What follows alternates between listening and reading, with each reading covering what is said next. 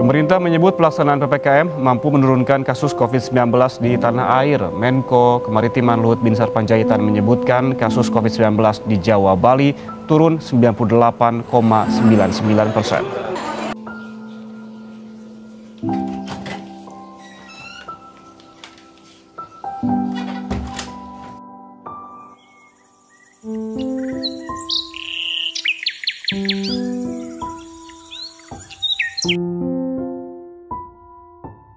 Sebagian orang mungkin sudah lelah mendengar pandemi COVID-19 yang selalu dibahas di berbagai media.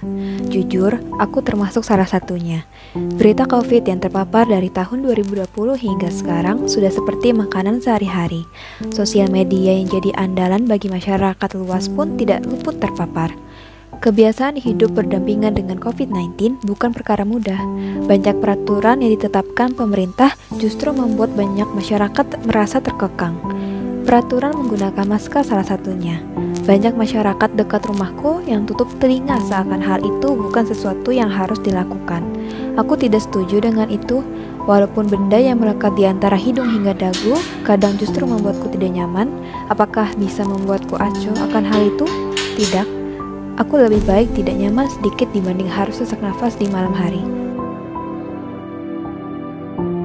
Hari ini, untuk pertama kalinya setelah sekian lama aku hanya diam di rumah.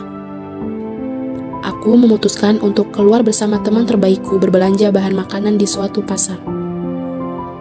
Larangan untuk pergi keluar rumah tersebut tidak serta-merta membuat kita bertahan di dalam rumah untuk selamanya. Tidak apa untuk sesekali pergi keluar rumah apabila memang diperlukan. Tapi, jangan lupa untuk tetap menjaga jarak minimal 1 meter dengan orang lain. Seperti apa yang aku dan temanku lakukan sekarang.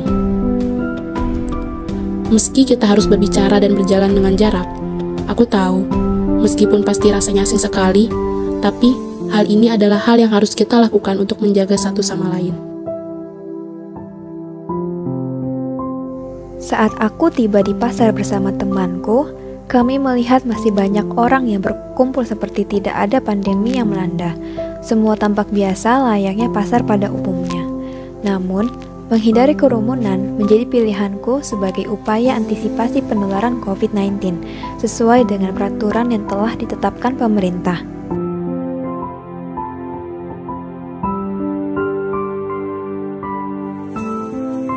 Belum melakukan pekerjaan lain, sesampainya di rumah, aku mencuci tangan untuk menghilangkan kuman yang kemungkinan berada di tanganku. Mencuci tangan selama 40-60 detik dapat membunuh virus COVID-19.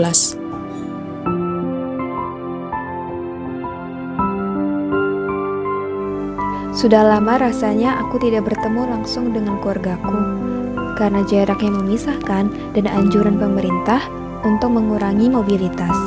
Aku hanya bisa menyapa lewat gambar dan suara secara virtual, seperti yang aku lakukan saat ini. Beberapa waktu ke depan, di saat semua keadaan membaik dan kembali seperti semula, kita akan bisa bercengkerama, memeluk hangat satu sama lain.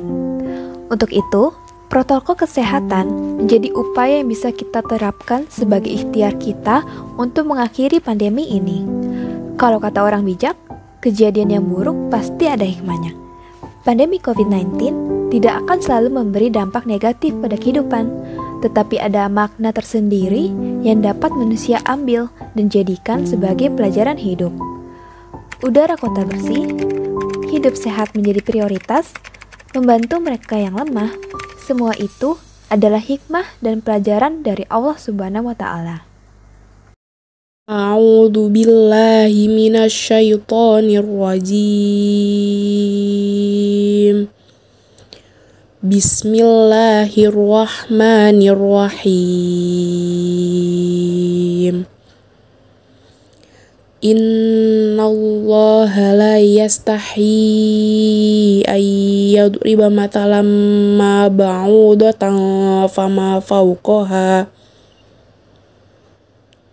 Fa'ammalladzina amanu faya'lamuna annahul haqqu mir rabbihim wa ammalladzina kafaru fayaquluna madza aradallahu bihadza mathala yudillu bihi katsiran wa yahdi bihi katsiran wa ma yudillu bihi illal fasiqin. Shadaqallahul adzim. Sesungguhnya Allah tidak segan membuat perumpamaan seekor nyamuk atau yang lebih kecil dari itu. Adapun orang-orang yang beriman, mereka tahu bahwa itu kebenaran dari Tuhan. Tetapi mereka yang kafir berkata, apa maksud Allah dengan perumpamaan ini? Dengan perumpamaan itu banyak orang yang dibiarkannya sesat, dan dengan itu banyak pula orang yang diberinya petunjuk. Tetapi tidak ada yang dia sesatkan dengan perumpamaan itu selain orang-orang fasik.